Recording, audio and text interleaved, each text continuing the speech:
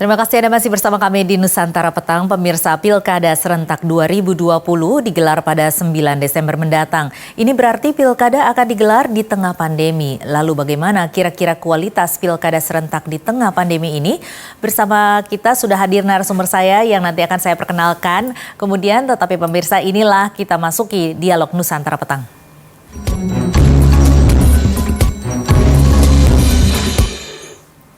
Ya, pemirsa, sudah bersama saya pengamat sosial politik Tamil Selvan Jayaraman atau yang akrab dipanggil dengan Kang Tamil. Ya, Kang Tamil, ini di tengah pandemi COVID-19 ini bagaimana dampaknya terhadap Pilkada yang akan digelar serentak pada 9 Desember mendatang? Ya, jadi Pilkada serentak kali ini sebenarnya ada dua poin besar yang harus kita garis bawahi. Salah satunya itu terkait tentang pandemi corona ini. Nah, di sini beberapa lembaga survei itu sudah melakukan survei terkait bagaimana takutnya masyarakat tertular COVID pada saat pencoblosan. Jadi banyak analogi-analogi yang disebutkan seolah-olah TPS itu akan menjadi klaster tersendiri bagi penyebaran virus corona ini. Nah, ini kan menjadi PR utama bagi kemudian KPU dan kemudian lembaga-lembaga terkait. Namun sampai hari ini saya tidak melihat adanya intensitas khusus dari KPU untuk kemudian menyebarluaskan informasi-informasi terkait keamanan. Terkait keamanan, bagaimana masyarakat itu bisa diberi keyakinan bahwasannya lu datang nyoblos ke TPS itu aman loh, gitu. Nah, ini yang kita tidak temukan gitu. Saya tidak temukan sampai hari ini. Walaupun saya yakin dan saya percaya bahwasannya KPU tentu sudah menyiapkan mekanisme-mekanisme keamanan tersebut. Seperti kalau kita mau stalking, kita cari-cari sumbernya, KPU sudah menyiapkan bahwasannya nanti di sana itu ada protokol kesehatan. Betul. Terus kemudian juga ada anggaran-anggaran yang sudah disiapkan untuk lebih siap begitu ya, menyediakan berbagai fasilitas-fasilitas. Betul. Nah, kemudian kan dihimbau agar memakai sarung tangan dan kemudian memakai masker.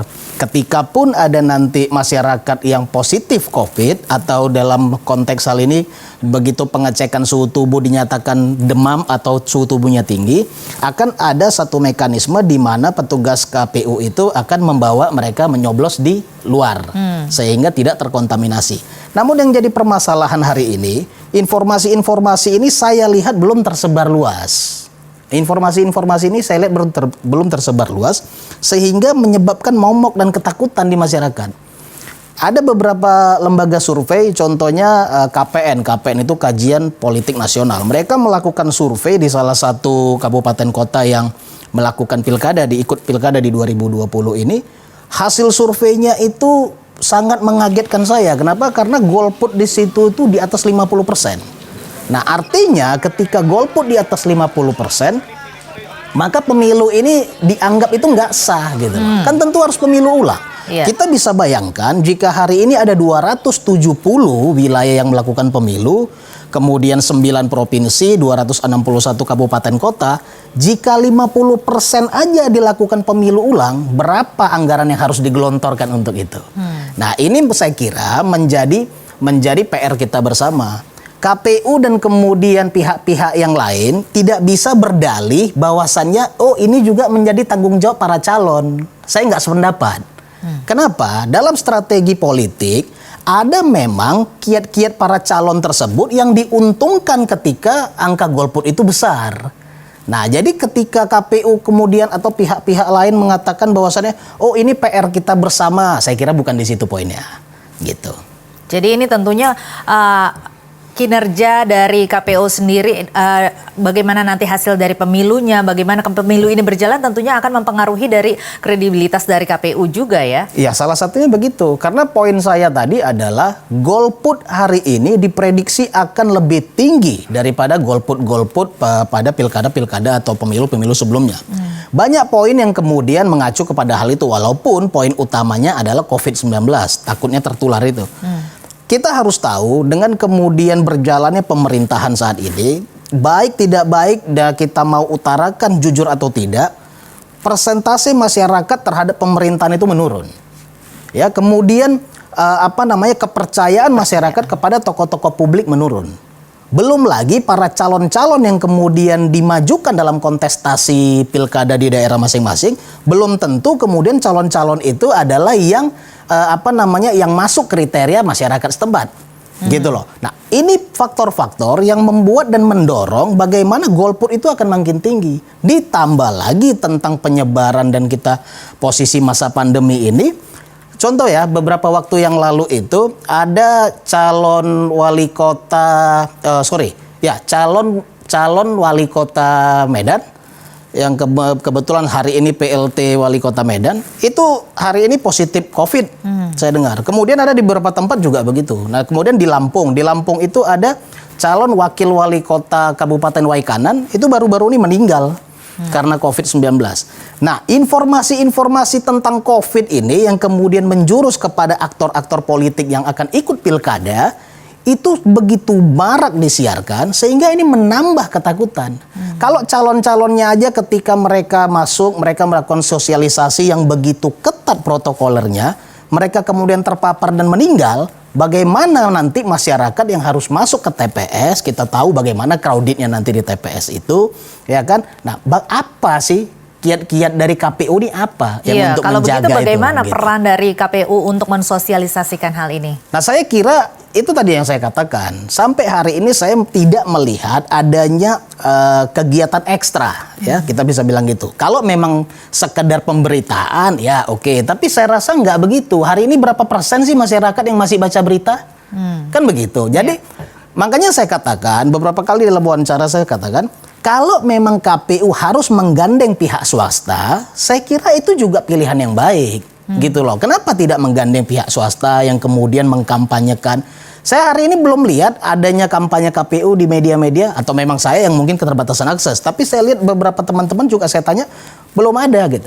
Sementara kita sama-sama tahu Desember itu bukan waktu yang jauh loh. 9 Desember itu bukan waktu yang jauh. Kalau tidak dimulai dari sekarang, yang perlu apa? Saya kira poin yang perlu itu adalah memberitahu kepada masyarakat bahwasannya Anda datang ke TPS menyalurkan hak suara Anda, di TPS itu kami jamin, ya kami menjaga semaksimal mungkin agar Anda tidak terpapar virus corona.